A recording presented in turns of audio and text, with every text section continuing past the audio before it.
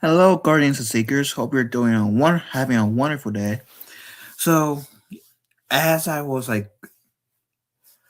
scrolling through Kingdom Hearts stories, figuring out which ones I was that spoke out to me the most in terms of stories I could share on the channel, I came across this story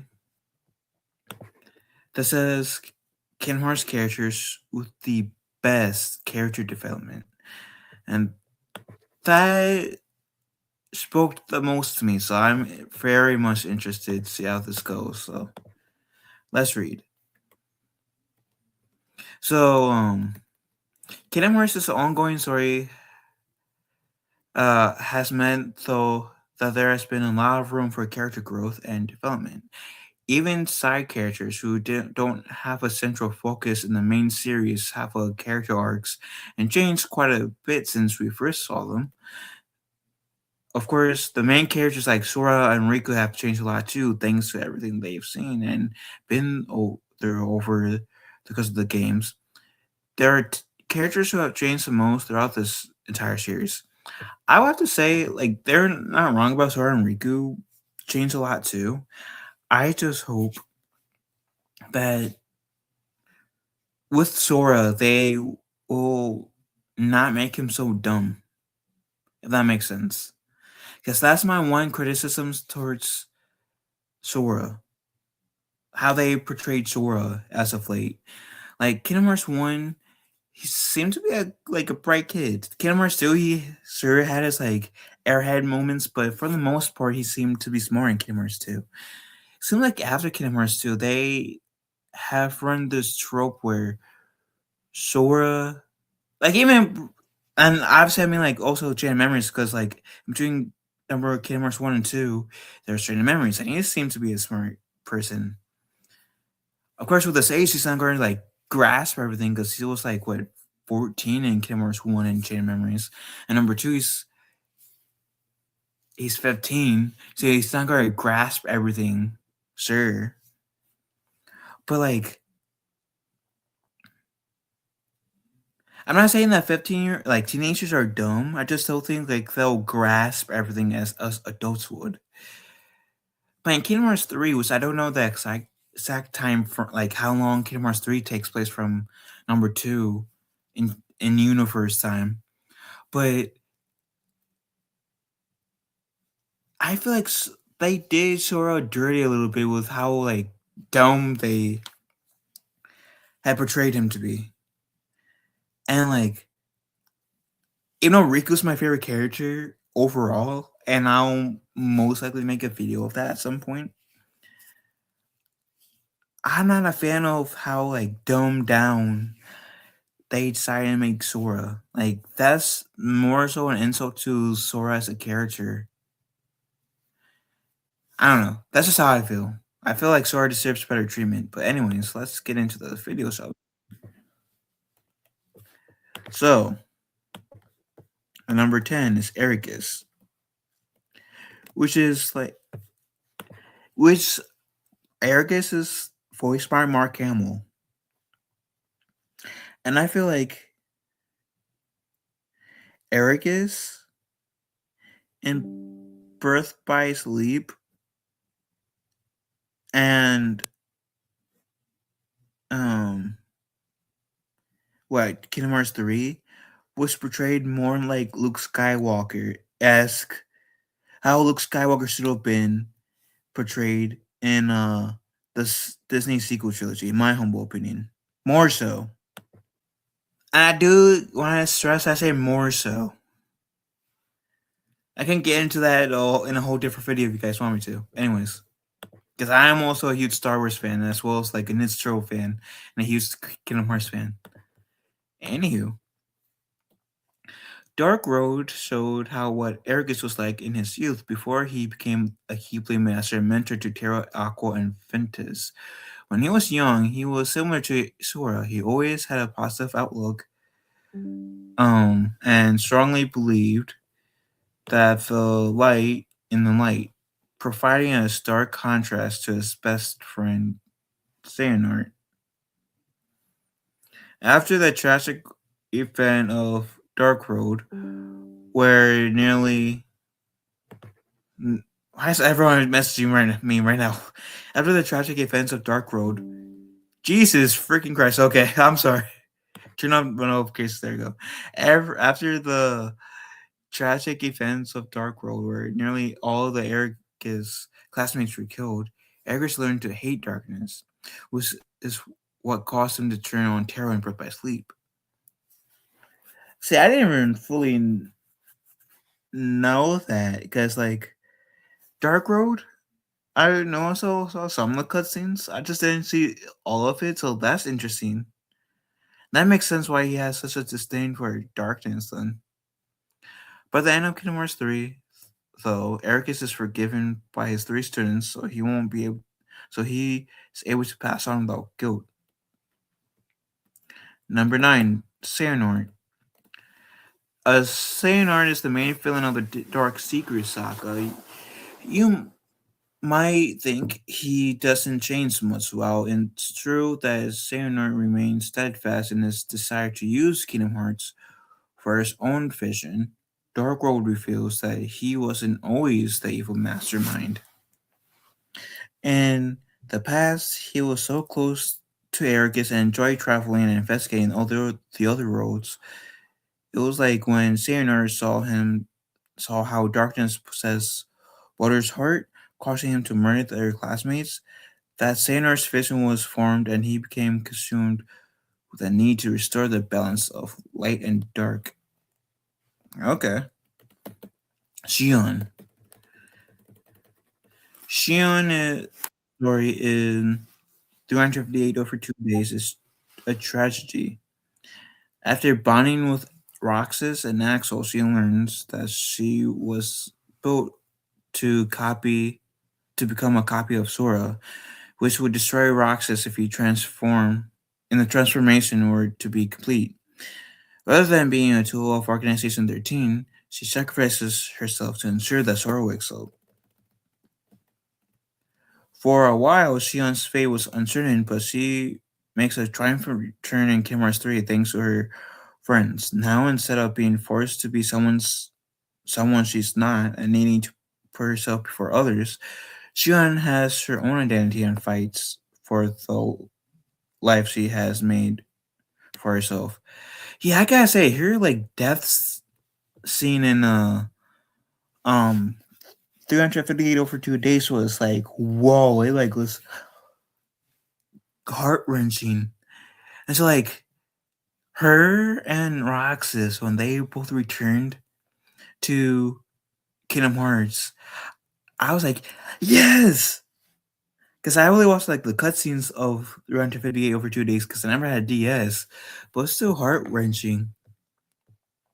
And like Roxas, oh god, louder, yes for me when I first played Kingdom Hearts 3, then Shion. But dude, that was something. Then Cyx. In 358 days, Cyx's main goal is to find out more info about Subject X, his and Axel's missing friend. When Cyx notices Axel become closer with Roxas and Shion, he feels betrayed and thinks that Axel has forgotten about their mutual goal to find their missing friend. As a result, Cyx opposes Axel when he leaves the organization. It's not until Kingdom Hearts 3 when Cyx is about to disappear in Axel's arm that Cyx admits that there's the just belt. When Cyx returns as Isa, no longer a nobody, he finally is able to connect with Axel again. Do they ever like reveal who like the subject X is? Okay, I did a quick look up. So subject X in Kingdom Hearts is a mysterious amnestic girl found in Radiant Garden who becomes a key link to the past, strongly hinted to be Scold, Union leader from Kingdom Hearts Union Cross. Though her identity is never officially confirmed, connecting to Rushanor's research and Leasea's past, she's a time displaced girl with black hair, remembered by Lee and Aisha as someone they try to rescue, and Her fragmented memories mentioned four friends and a key, and maybe your heart be your guiding key. Trying to in this tying into the series lore about the time travel and the X Blade. Okay, I'm hoping that won't be one of those like, hey, we were teasing this story arc. Possibly we were teasing this mystery only not to be discovered later on. Because that would be cool to discover in the Lost Master arc that we're going to take part of now with Kingdom Hearts 4. Let's hurry up with Kingdom Hearts 4, damn it. So Ventus. Ventus was changed quite a lot through his appearance in the series, but he doesn't remember everything. He originally lived as an Ace of Fairy Tales, where he was a union leader. Oh, really? So that was him. He was a union leader. Okay. Um, and Keyblade wielder. Though he's friends with both of them, Ventus admits that he's Joseph Ephemer and Skull's friendship and struggles to connect with others because he's quiet. In Birth by Sleep, many years into the future, Ventus has no memories of the past, and but he becomes a Keyblade wielder once again. This time, he has two best friends, Terra and Aqua, and is much more outgoing in comparison to his past self. Yes, I know. Tomorrow, damn it. My laptop wanted to remind me, but nah. I wonder in the Lost Master arc if they're gonna have Ventus remember like that poor side of him, the one where he was the union leader and union leader, because that will be very interesting. And it could be one of those like threats if they talk on hardest. Um hard that hard enough and do it well enough. Oh, it's gonna be one of the best things in Kingdom Hearts history. I'm telling you. Nominee. I like this picture better. But in Janet Memories, Namne is being forced by the organization to toy with Sora's memories that make him go further deeper into Castle Oblivion. Despite her fear of the organization members, she does her best to help Sora in the little ways she can. In Kingdom Hearts 2, Namne accepts that, as nobody, she must return to Kairi to make her whole again, and does so, along with Roxas to Sora. She doesn't think of living her own life, only helping others and returning to Kyrie. In number three, however, Namde is finally given her own body, and like Xion, learns to live her life herself, not others. I am like, oh, I'm it. It kind of surprised me to see that she came back in Kingdom Hearts 3. I'm not mad about it. I'm just surprised. So I'm very much interested to see how they'll tackle nominating Cage 3 or 4, Cage 4. So now it's Axel. Axel initially joined Organization 13 along with Syx with the intention of uncovering more about their missing friend Subject X. Instead, however, he became best friends with Roxas and Xion, which changed him completely. Because of his connection to Roxas and Xion, Axel leaves the organization and joins Shore's side, hoping that one day he might be able to get his best friends back. He also learns to wield the Keyblade instead of his chakrams, showing his commitment to the side of the light. Roxas. As Sora's nobody, Roxas spent 358 days 58 over 2 days, and Kimura still feeling like he was living in Sora's shadow. Everyone wanted him to be Zoro, but he just wanted to be Roxas. Eating ice cream on Twilight Town Clock Tower.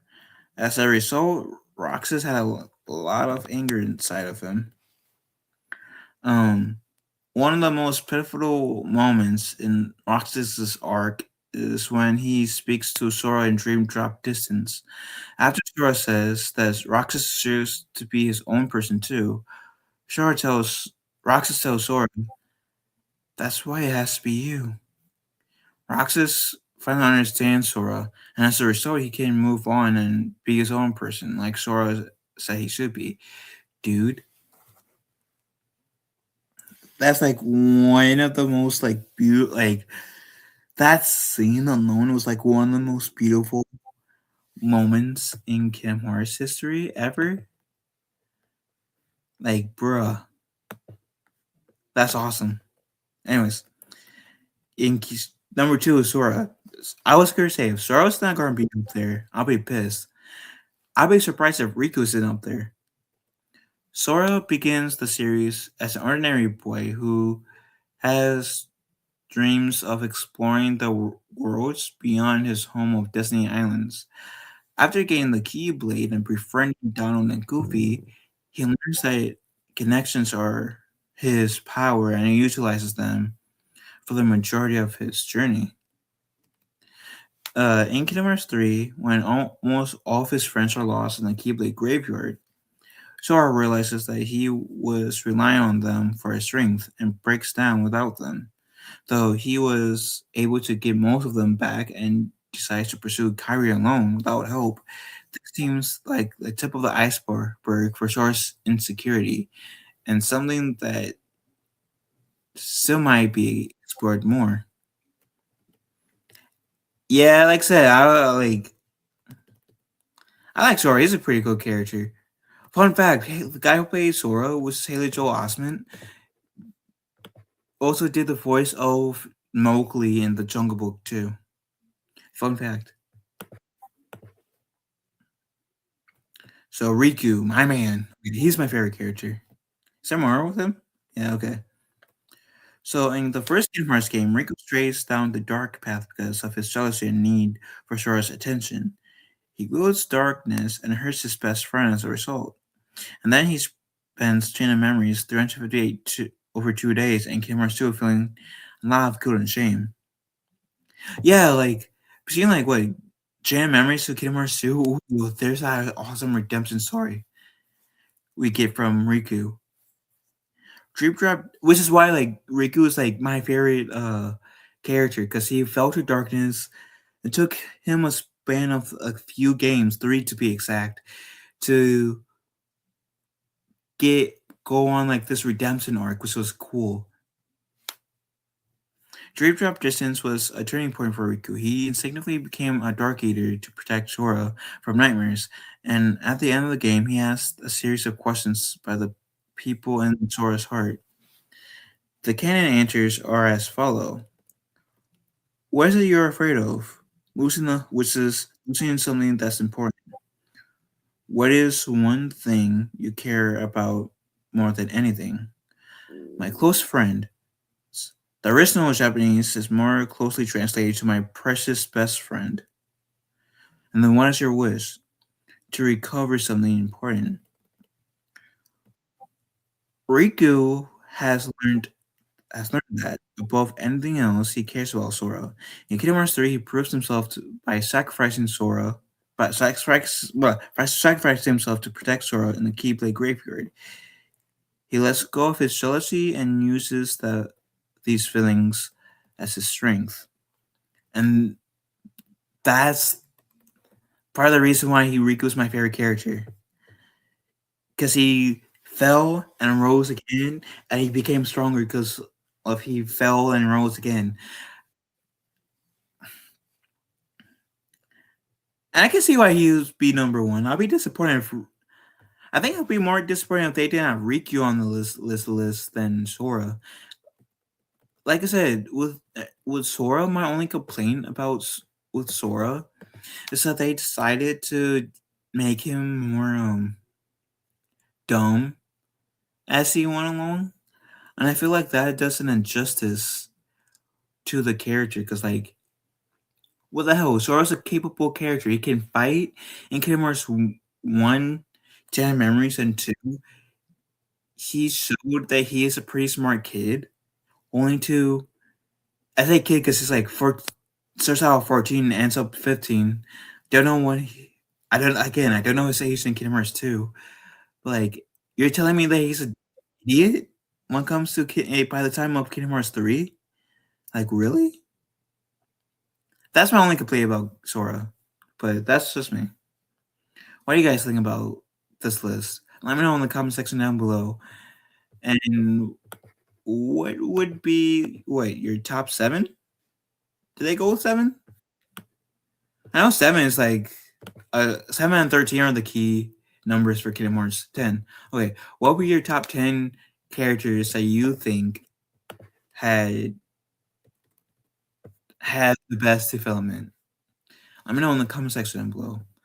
Love you guys. Have a wonderful day. Be kind to one another. May your hearts be your guiding key.